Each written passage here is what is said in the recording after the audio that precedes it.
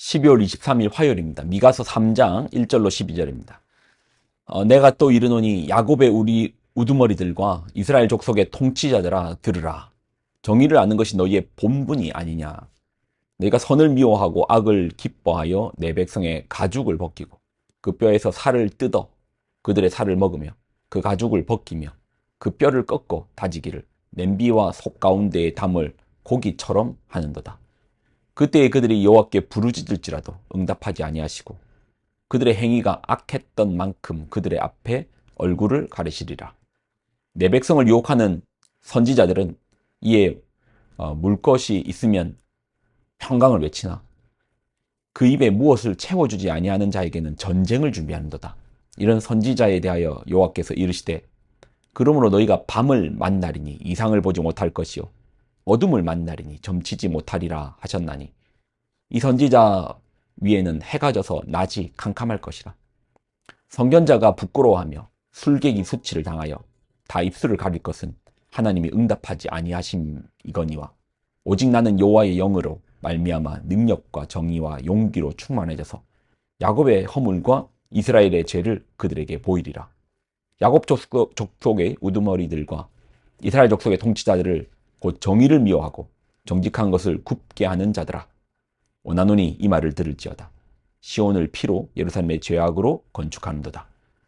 그들의 우두머리들은 뇌물을 위하여 재판하며 그들의 제사장은 삭을 위하여 교훈하며 그들의 선지자는 돈을 위하여 점을 치면서도 여호와를 의뢰하여 이르기를 여호와께서 우리 중에 계시지 아니하냐 재앙이 우리에게 임하지 아니하리라 하는도다. 이러므로 너희로 말미암아 시온은 갈아엎은 밭이 되고 예루살렘은 무더기가 되고 성전에 사는 숲풀의 높은 곳이 되리라. 아멘. 기도하겠습니다. 하나님, 말씀이 무거울지라도 그 무거움을 지고 십자가를 지고 주께로 나아가는 그래요 좁은 길을 걷는 우리의 삶을 허락하여 주옵소서. 영광을 드립니다. 예수님의 이름으로 기도드립나이다. 아멘. 계속해서 이스라엘의 죄를 하나님께서 증언하시고 또 고발하십니다. 이번엔 누구의 잘못을 이야기하는가? 3장 1절을 보면 내가 또 이르노니 야곱의 우두머리들과 이스라엘 족속의 통치자들에게 선언하는 겁니다. 정의를 아는 것이 너희의 본분이다. 통치하는 자는 정의롭게.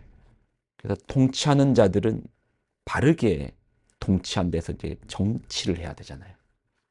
근데 그들의 본분은 정의를 아는 것이 본분 맞죠? 예.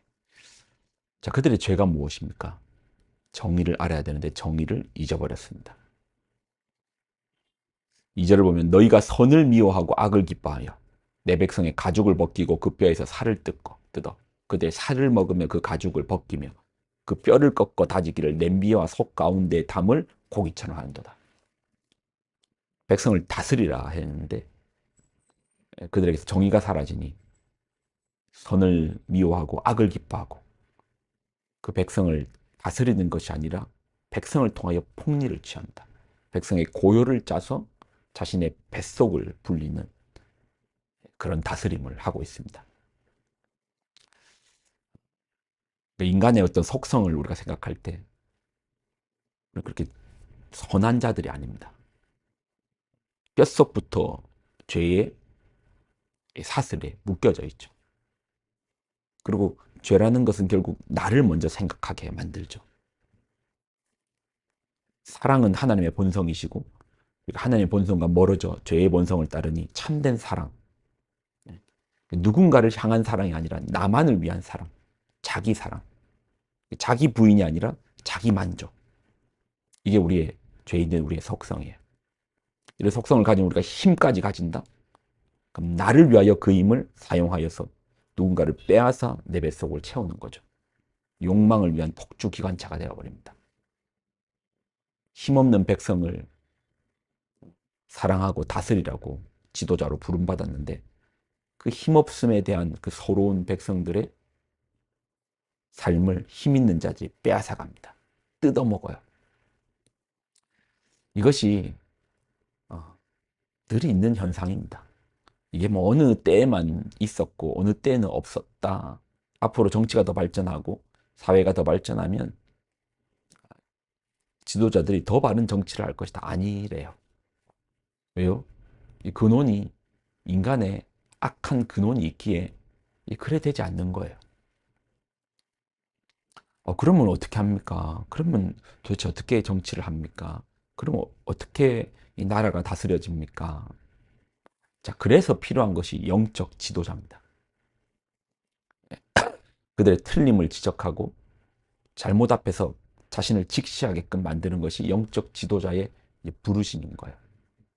그런데요, 5절을 보면 내 백성을 유혹하는 선지자들은 이에 물 것이 있으면 평강을 외치나 그 입에 무엇을 채워주지 아니하는 자는 자에게는 전쟁을 준비하는도다. 무슨 말인지 알겠습니까?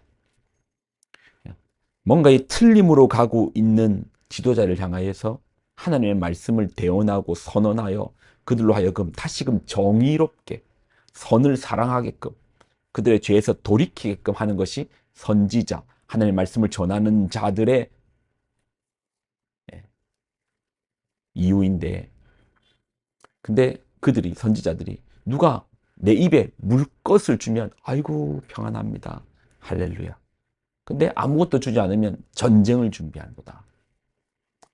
마치 점쟁이처럼 복채를 두둑하게 주면 잘 될 겁니다. 복을 빌어줍니다.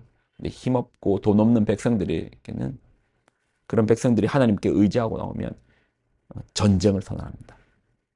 독한 말을 내뱉습니다. 불행을 예견합니다.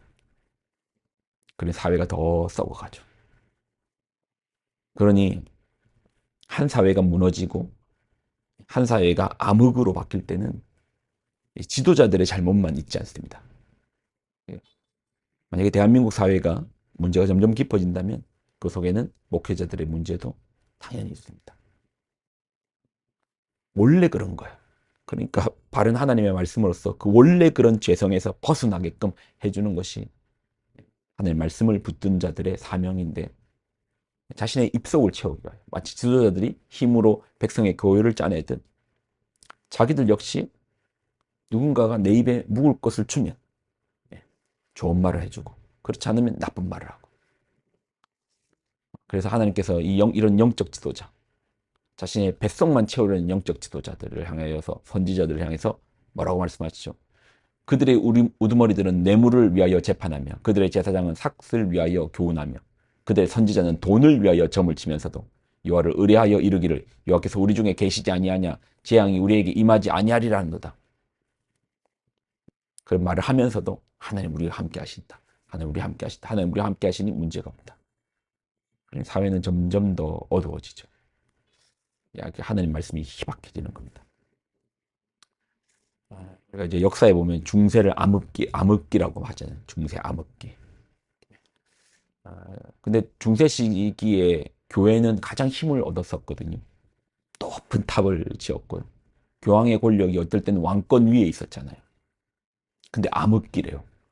교회가 힘도 있고 높은 탑도 짓고 여기저기 십자가가 넘치는데 왜 암흑기입니까?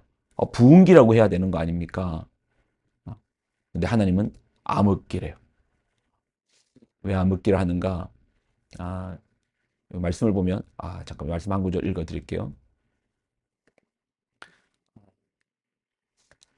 예. 제가 찾아놨었는데, 여기 있네요. 자, 6절을 보면, 그러므로 너희가 밤을 만나리니, 이상을 보지 못할 것이요. 어둠을 만나리니, 점치지 못하리라 하셨나니, 이 선지자 위에는 해가 져서 낮이 캄캄할 것이라. 왜 암흑기인가? 자신의 뱃속만을 위하여 하나님 말씀을 왜곡하고, 제대로 전하지 않고, 제대로 선포하지 않는 선지자들에게, 목회자들에게 하나님께서 더 이상 말씀을 주시지 않는 거예요. 말씀의 빛을 주시지 않는 거예요. 그러니까 암흑기가 되는 겁니다. 교회 권력이 그렇게 강했는데요? 아니요. 교회는 권력을 탐하는 집단이 아니라 낮음의 자리에서 하나님의 말씀을 선언하여 빛됨을 드러내어서 세상으로 환하게 해야 됩니다. 그래서 어둠 가운데 있는 자들이, 죄악 가운데 있는 자들이 자신의 모습을 보고 우리가 이래 살면 안 되겠구나, 깨우쳐 주께로 돌아오게끔 해야 되는 것이죠. 우리가 책임감이 있습니다. 우리 여러분도 마찬가지일 겁니다. 여러분도 하나님께서 여러분에게 명하시기를 세상의 소금이요 빛이라 말씀하셨습니다. 근데 우리가 하나님 말씀과 동떨어져 산다면 소금의 역할도 못할 것이고 빛의 역할도 못할 것입니다. 그러면 암흑기가 될 것입니다. 그러니 한 사회가 무너지면 누군가의 특정인의 잘못만이라고 할 수 없습니다. 공동체의 책임이고 특별히 영적 지도자가 그 책임을 면하지는 못할 것입니다. 기도하겠습니다. 하나님 주신 말씀을 귀하게 붙듭니다. 아픈 말씀일지라도 진리의 말씀이니 붙들고 이 말씀을 향하여 우리가 방향을 옮기게 하여 주옵소서. 오늘 한 날도 주님께 영광을 돌립니다. 예수님의 이름으로 기도드립니다. 아멘.